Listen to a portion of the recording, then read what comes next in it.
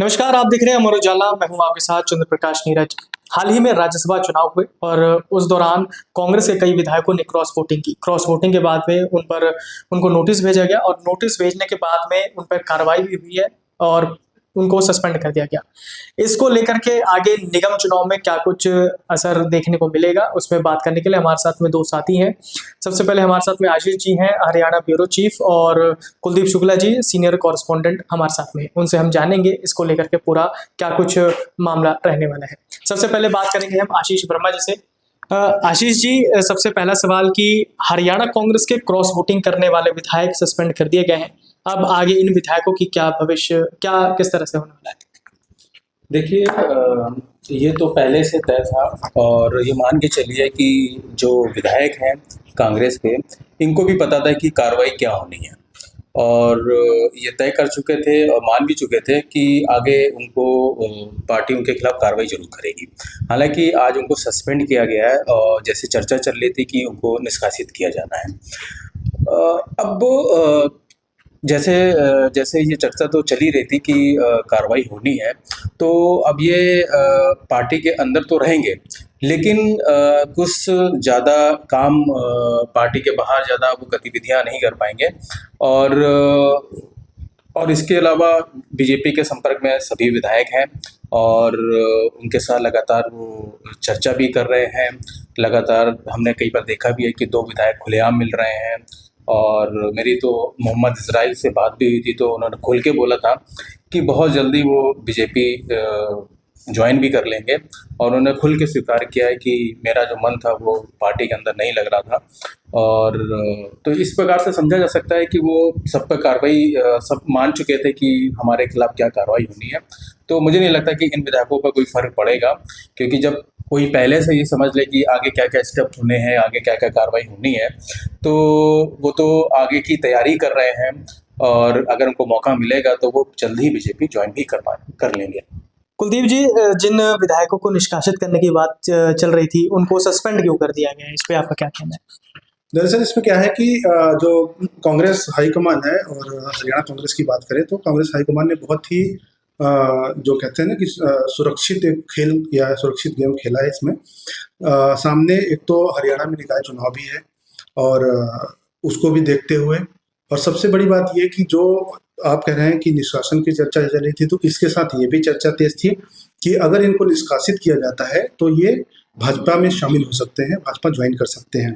तो एक तरह से भाजपा ज्वाइन करते तो इनको और मजबूती भी मिलती।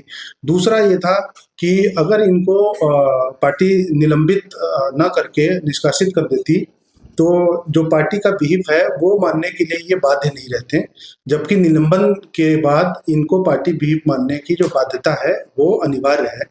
तो ये एक तरह से कांग्रेस ने इन पे कार्रवाई भी कर दी है और अपना शिकंजा भी बरकरार रखा है।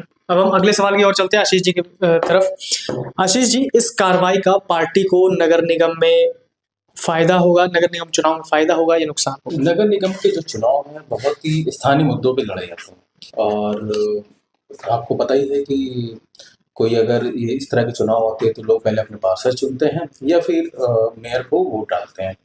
तो इसमें मुझे नहीं लगता है कि इस कार्रवाई का नगर निगम चुनाव में कोई फायदा होगा। हाँ, नुकसान जरूर हो सकता है, क्योंकि एक मैसेज जरूर गया है राज्यसभा चुनाव के बाद कि जो कांग्रेस है वो कांग्रेस की जो पकड़ है अपने विधायकों का वो कमजोर होती चली गई है। और अब हमने अक्सर देखा भी है कि जहाँ जो लोग हैं वो उसी को ही वोट देते हैं जो मजबूत पार्टी होती है। और इस समय मुझे लगता है कि कांग्रेस जो है वो इस राज्यसभा चुनाव के बाद थोड़ी और कमजोर हुई है। तो मुझे नहीं लगता है कि इस पर कोई फर्क पड़ेगा इस कार्रवाई का नगर निगम के चुनाव पर। अब हम अपना अगला सवाल जानते हैं, कुलदीप जी के पास चलते हैं। कुलदीप जी, क्या इस कार्रवाई को पार्टी की ओर से अनुशासनहीनता करने वाले विधायकों के लिए एक कड़ा संदेश माना जा सकता है? कड़ा संदेश कांग्रेस की तरफ से कहा गया है कि हमने सख्त कार्रवाई की है निलंबन को लेके, लेकिन बहुत सारे सवाल उठ रहे हैं अब इस पे, क्योंकि जैसे कि क्रॉस वोटिंग के बाद जो शोकॉज नोटिस हुआ था, उसके बाद कांग्रेस के जो दो विधायक हैं, मोहम्मद इलियास और मोहम्मद इजराइल, वो लगातार कांग्रेस के कहीं न कहीं किसी न किसी कांग्रेस के खिलाफ वाली गतिविधियों में आ रहे थे। जैसे मोहम्मद इजराइल की बात करें तो लगातार मंचों पे भी बोल रहे थे, भाजपा के पक्ष में बात कर रहे थे। उसके बाद वो भाजपा के 2 जो मंत्री हैं उनके साथ भी मंच साझा करते हुए दिखे और खुल के ये बोलते दिखे कि उन्होंने कांग्रेस के उम्मीदवार को वोट नहीं किया। इसी तरह इजराइल भी जो है वो सीएम सैनी से मिले, उसके बाद मनोहर लाल से मिले जो केंद्रीय मंत्री हैं और पूर्व में सीएम भी रहे हैं। तो अब जो कार्रवाई ये हुई है इसके बाद कांग्रेस में भी एक कलह शुरू हो सकती है, क्योंकि कांग्रेस के कुछ विधायक हैं, जैसे अगर हम बात करें कुलदीप वत्स की, बात करें जस्सी बेड़वाड़ की, या फिर हम अगर बात करें गीता बुक्कल की, तो ये लोग लगातार ये मांग भी कर रहे थे कि जो पार्टी के विरोध में गए हैं और इन्होंने क्रॉस वोट किया है, इनको पार्टी से निष्कासित किया जाए, जबकि अब पार्टी ने इनको निलंबित कर दिया है। तो अब कांग्रेस को अपने ही विधायकों में, अपने ही घर में किस तरह से सामंजस्य बैठाना है, उसको भी अब देखना पड़ेगा। वो भी इनके लिए एक चुनौती खड़ी हो गई है। तो जैसा कि हमने आशीष जी और कुलदीप जी से जाना कि क्या कुछ रहने वाला है पूरा माहौल, क्योंकि जो विधायक थे उनको सस्पेंड कर दिया गया है, उसके बाद में काफ़ी कुछ कड़ा रुख अपनाया गया है कांग्रेस के अंदर, और जैसे बताया जा रहा है कि कलह और आगे पार्टी के अंदर देखने को मिल सकता है। साथ ही आशीष जी ने बताया कि आशीष जी से जाना कि हमने कि नगर निगम चुनाव में इसका फ़ायदा कितना हो सकता है, कितना नुकसान हो सकता है। इसी तरह की खबरों को जानने के लिए बने रहिए अमर उजाला के साथ। तब तक के लिए नमस्कार। अगर आप ये वीडियो YouTube पर देख रहे हैं तो हमारे चैनल को सब्सक्राइब कर बेल आइकन दबाएं, और Facebook पर देख रहे हैं तो हमारे पेज को लाइक करें।